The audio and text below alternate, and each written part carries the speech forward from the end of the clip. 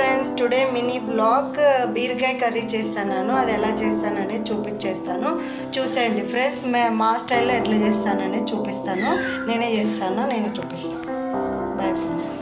బీరకాయలు ఒక 2 పెద్దవి ఉంటాయి కదా, 2 పెద్ద బీరకాయలు కట్ చేసి పెట్టుకోవాలి.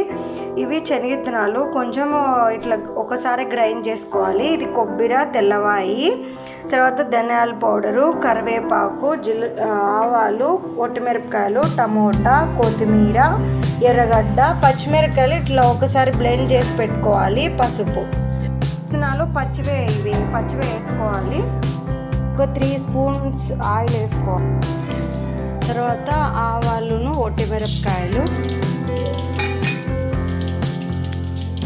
కరివేపాకు, ఎర్రగడ్డలు కొంచెం వేగినాక మళ్ళీ అవన్నీ వేసుకోవాలి.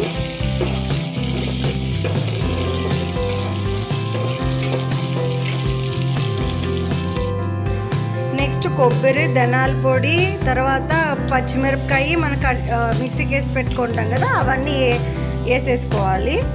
ధనియాల పొడి, తర్వాత శనగిత్తనాలు కచ్చపచ్చగా చేసుకుంటాం కదా, అవన్నీ వేసుకొని ఒకసారి ఇలా అన్నేసుకొని నెక్స్ట్ మళ్ళీ టమోటాలు, ఎర్రగడ్డలు అన్నీ వేసేసుకోవాలి. కొత్తిమీర,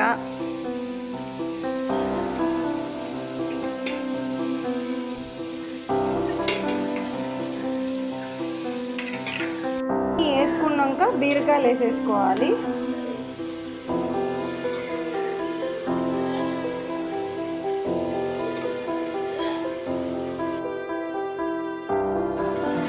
మీకు కొంచెం డ్రైగా కావాలంటే నీళ్ళు తక్కువ పోసుకోండి. కొంచెం గొజ్జుగా నీళ్ళు కావాలంటే కొన్ని వాటర్ ఎక్కువ పోసుకోండి. మేమైతే దీంతో పోసుకుంటున్నాము.